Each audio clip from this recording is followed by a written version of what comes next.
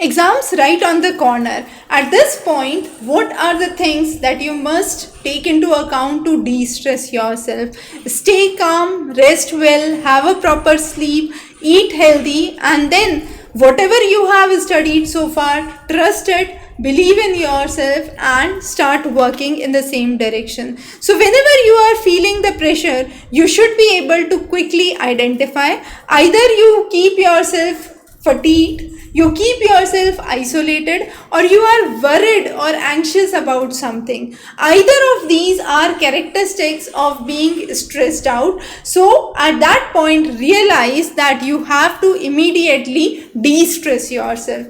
Now, what are the ways you can do that? First is to change the mindset from a negative feeling that I might not fail, I might fail, I might not secure well in the examination, to a feeling that I have worked so far and I would definitely achieve the goals.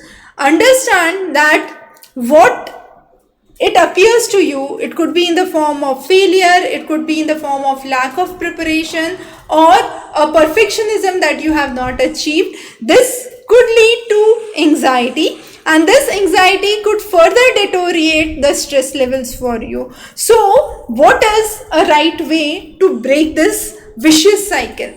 The right way is to prepare well, practice well, have a consistent flow for your preparation, focus on the concept, try to understand it and not rote memorize it, and moreover solve PYQs, practice sets, model papers, and this would give you a good insight to actually sail well with your examination. As we say, de-stressing is very important. So some of the things that you can try, now this depends for every individual differently. You can have relaxation techniques, yoga, meditation, deep breathing. You can engage yourself in creative endeavors, whatever you like. This could be a hobby that you enjoy, a 5 minutes break, a nature walk, or anything that would help you de-stress yourself. Or you could engage yourself in a music activity or some rhythmic movements, or have connection with your near and dear ones. But moreover, what is important is to have positive feelings, and this is when you don't focus on result, you focus on efforts that you are putting in.